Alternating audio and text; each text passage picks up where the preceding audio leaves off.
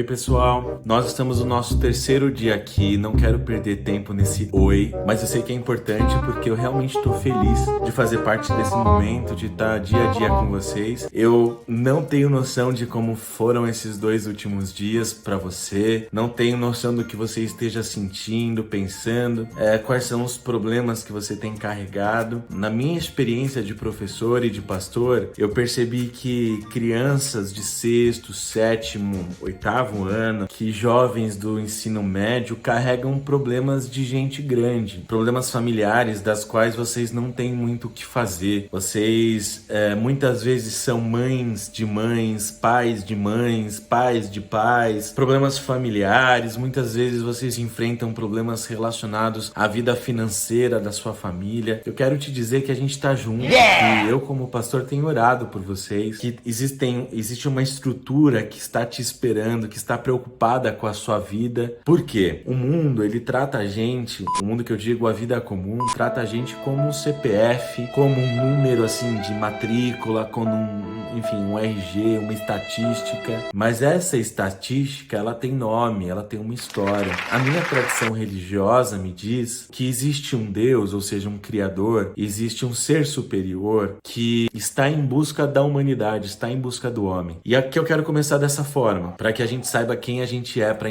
achar o nosso lugar no mundo. Existe um livro chamado Quando o Nosso Mundo se Tornou Cristão, que não é produzido por um cristão, mas um historiador muito competente, chamado Paul Veyne. Nesse livro ele diz assim, que no contexto do cristianismo, no contexto religioso romano, que o cristianismo passou a chamar um contexto pagão, nesse paganismo, como é que o adorador se aproximava dos seus deuses? O adorador, ou seja, o fiel, ele se aproximava do templo onde os deuses moravam. E quando ele se aproximava desse templo, ele só podia ter acesso aos deuses por intermédio de um sacrifício. Esse sacrifício poderia ser um animal, parte da colheita, ou às vezes, para Maloque, por exemplo, até um recém-nascido.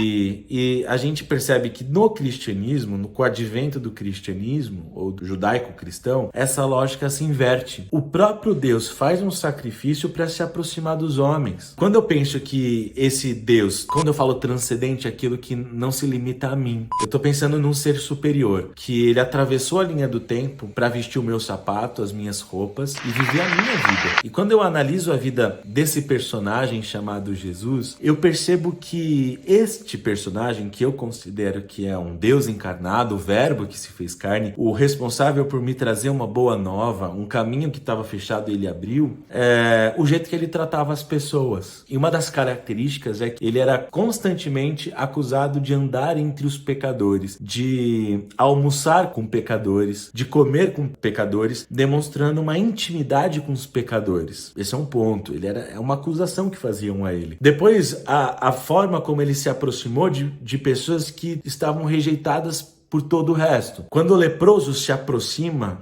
de Jesus, num dos evangelhos, nós temos Lucas, nós temos Marcos falando sobre isso, ele se aproxima e Jesus está no meio de uma multidão. E ele não poderia se aproximar pela lei, mas ele se aproxima, assim, se agarrando na última possibilidade de ser curado. A forma como Jesus olha para o leproso, e ele olha com os olhos de amor, ele me diz assim pro leitor, que tô lendo há 2000 anos depois, o leproso não era só um leproso, ele era o filho de Deus. Ele tinha um nome, ele tinha uma história, isso que foi considerado. Quando ele levanta em João, o Evangelho de João, o capítulo 8, quando ele levanta uma prostituta, uma mulher adúltera, não sei, que os religiosos tinham jogado no chão, quando ele levanta aquela mulher, ele tá considerando que aquela mulher, ela tem uma história, ela tem um nome. Quando ele olha pro cobrador de impostos injustos e ele olha pra árvore, ele fala, a primeira coisa que ele fala é Zaqueu. Quando Paulo, o perseguidor Saulo, tá numa estrada de Damasco, ele tá indo perseguir com sangue nos olhos cristãos, outras pessoas, a primeira coisa que Jesus fala é Saulo, por que você me persegue? A primeira coisa é Saulo, a primeira coisa é Zaqueu. Ou seja, ele chama as pessoas pelo nome que elas têm. E é assim que eu queria te chamar um dia, pelo nome que você tem. A gente tá no terceiro dia dessa conversa, mas você tem um nome, você tem uma história, e você tá inserido num contexto, muitas vezes, de adversidades, de problemas. Mas eu quero dizer uma coisa para os rapazes. Eu faço parte do mundo dos rapazes e eu sei que a gente criou de uma forma, às vezes por herança, às vezes pelo contexto que a gente foi criado, a gente criou aquilo que a gente pode chamar de uma masculinidade que produz um ambiente extremamente tóxico para as mulheres, ou às vezes para os próprios meninos. O que eu quero dizer com isso? A forma como a gente trata a mulher que, enfim, que a gente vai pegar, que a gente vai ficar, essa forma, ela faz parte muito de um contexto de descartabilidade, onde as pessoas, elas perdem o valor que elas têm. Então, meninos, essa menina que você chama de qualquer coisa, eu quero dizer para vocês hoje que Deus chama essa menina de filha. E não é pecado pequeno, aos olhos de um Deus santo, tratar as filhas dele de qualquer forma. Da mesma forma, meninas, vocês têm um valor que nenhum homem pode dar e que os homens também têm esse valor. O que esse evangelho, enfim, que essa outra forma de encontrar o meu lugar no mundo me mostra é que as pessoas têm um valor inegociável. O que o contexto, enfim, dessa tradição me mostra? A Bíblia me mostra que muitas vezes o contexto religioso não acompanha. O que eu percebo? Que existe um limite para as coisas que podem ser compradas e vendidas. E esse limite, muitas vezes, é o limite da nossa humanidade. E em nenhum momento pode ser diminuído. Qual que é o seu lugar no mundo? É um lugar de valor. É um lugar onde você dá valor e você obtém valor. Mas, sobretudo, o que é nos apresentado por meio de uma coisa que talvez muitas pessoas, inclusive cristãs, ainda não entenderam, é que na formação original, no plano original, a gente devia ser criado num contexto de amor. E o amor, ele é traduzido em atos. Não existe amor sem atos. O amor traz uma consequência. E essa consequência é o valor. O que o livro de Tiago, lá no final da Bíblia, vai trazer para você que é crente, para você que não é crente, enfim, é uma filosofia de vida. É que uma ideia traz uma consequência. A ideia cristã, o glorioso nome de Jesus, traz uma consequência. Vidas são mais importantes do que objetos. Eu tô falando dos homens para as meninas, eu tô falando das meninas para os homens, eu tô falando de uma sociedade preconceituosa. A gente tá numa onda do vidas negras importam, mas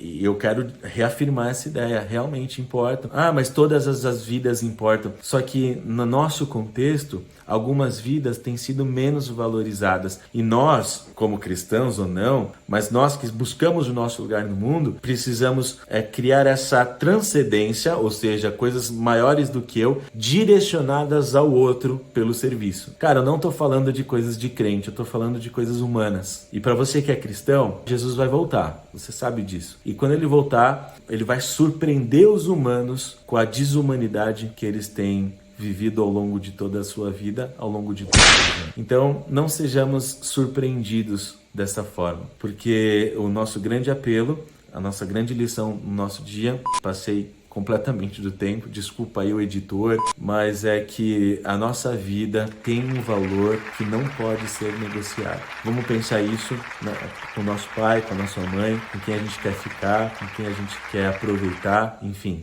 vamos pensar nisso. Tá bom? Então até amanhã, onde eu volto pro nosso quarto dia.